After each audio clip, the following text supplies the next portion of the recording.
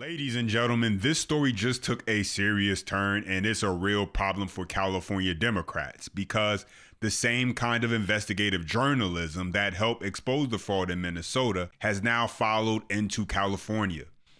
And what they were hoping people would ignore is getting harder to hide because the pressures building and the receipts are starting to speak for themselves. As Nick Shirley went on and exposed the fraud in Minnesota, we all remember the Quality Learning Center in Minneapolis, then took that same energy into California and started exposing what was happening there too.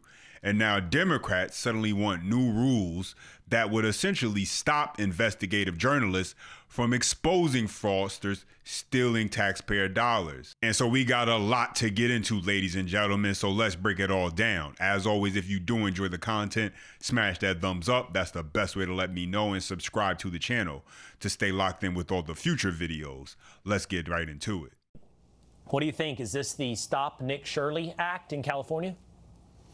Yeah, they're trying to make it so citizen journalists or just average Americans who are going about seeing what's happening inside their community, they're trying to scare them from talking about potential fraud taking place inside of these communities.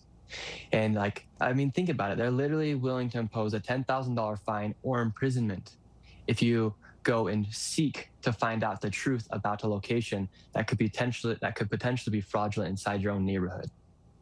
Nick, let's just kind of play out that hypothetical. So whether you were in Minnesota, you also went to California, you would go up to the Quality Learning Center, a clearly fake daycare in Minnesota.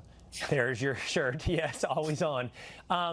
And you would attempt to see if there's any children inside, right? And somebody comes out and talks to you. And now that person who's there possibly committing fraud could file a complaint in California that Nick Shirley is harassing me online, right? That's how it would work in effect, and then you would either see a year in jail or a $10,000 fine? Correct, that's what it sounds like.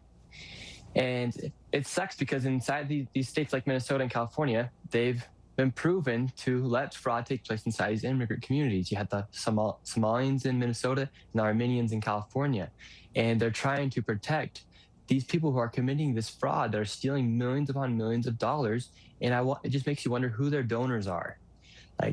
Who are their donors? Because why would they create this bill to then try and make it harder to expose fraud? Yeah, that's a great question. And so, ladies and gentlemen, California has gotten so desperate to keep this fraud machine from being exposed that now they are moving towards laws they claim are about protecting the people who provide these services. But here's the problem with that logic. It assumes the people inside these networks are always innocent bystanders. And as we already know from major fraud cases like what we saw in Minnesota, that bad actors can be embedded all through the system. And what we discovered is that when these states are being audited and when they are forced to be held accountable, the facts don't lie. And so let's check this out. When California was audited, they were found to be handing out licenses to fake businesses, robbing taxpayers blind. And so let's take a listen. Now, you said this in part in your letter to Gavin Newsom. You said the audit report also uncovered that your administration, quote, became aware of possible fraud during the licensing process, and instead of denying the license, it granted licenses. I mean, is this the administration turning a blind eye to fraud, as the administration of Governor Tim Walz apparently did in Minnesota? Well, they have to admit one of two things. Either they turned a blind eye or they were asleep at the wheel and were lazy as far as the oversight goes. You know, speaking to legitimate hospices are seeing victims of this exact type of fraud that now these legitimate hospices are having to foot the bill to make sure that people have end-of-life care. I've had doctors reach out to me that, unbeknownst to them, their medical license was being abused for the reasons of billing for hospice care. This crime involves so many victims, but what we need now is swift action and swift justice. When I first started this investigation and presented it on my social media, so many people said, look, we know this fraud has been going on, but we never see the bad guys get arrested. So I'm so grateful to people like Bill Asaley, who finally are making sure the bad guys are bringing Brock to justice. Why Rob Bonta decided to wake up this morning and do this is beyond me, but I guess I'm grateful, long overdue, but we need to continue. And so, ladies and gentlemen, this is the current state of California, a place riddled with fraud that was going unchecked until Nick Shirley exposed Minnesota. and then set his sights on California. And now California is going out of their way to make it easier for fraudsters to scam the system and call it harassment in what is being dubbed the Stop Nick Shirley Act by Republicans, which would essentially criminalize investigative journalism. Let's take a listen. YouTuber Nick Shirley calling out a proposed California bill that he claims would criminalize investigative journalism, including his viral efforts to expose fraud in the state. Correspondent Heather Myers is live in San Diego with the details on this. Heather, good morning. Oh, good morning to you, Sean and Christine. The author of this bill, which is California Assembly Bill 2624, is Democratic Assemblywoman Mia Bonta. And if her last name sounds familiar, it is. In fact, her husband is the Attorney General of California, Rob Bonta.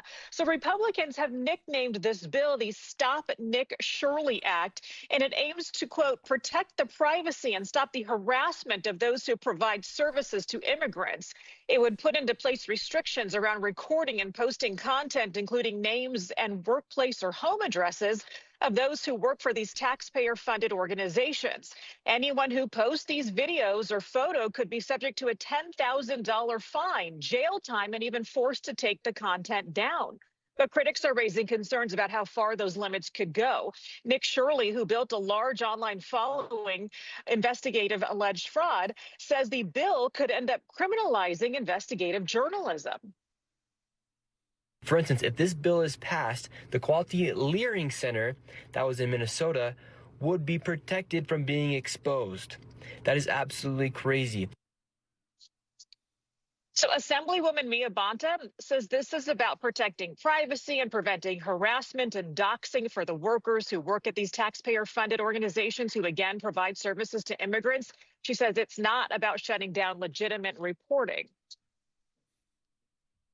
Individuals who were investigating were journalists. This bill it ensures that we protect lawful free speech and opportunity for criticism. California Democrat politicians not only won't do anything about the fraud, but they're going after the people who are trying to uncover these crimes and the waste of taxpayer money. It is shameful, and all of these politicians ought to be called on the carpet. So this bill has already passed through the first committee, and if it does become law, Republican Assemblyman Carl DeMaio, who you just heard from at the end there, says this is sure to face a legal battle. Reporting live in San Diego, I'm Heather Myers. Christina, Sean, I'll send it back to you. I'm Sean. And so Democrats in California are now working to ban exposing fraud, people who steal from taxpayers, take advantage of programs meant for the elderly through hospice fraud, expose programs meant for kids with autism using fake diagnosis, or pretend they're running daycares when in fact they're just pocketing taxpayer dollars. And California is basically saying, we don't want you looking into these businesses. You don't have to guess how billions of dollars in fraud were able to happen in these blue states. The only conclusion I can come to is that this is something they are okay with happening. Do not listen to what they say, watch what they do. This fraud has been going on for years.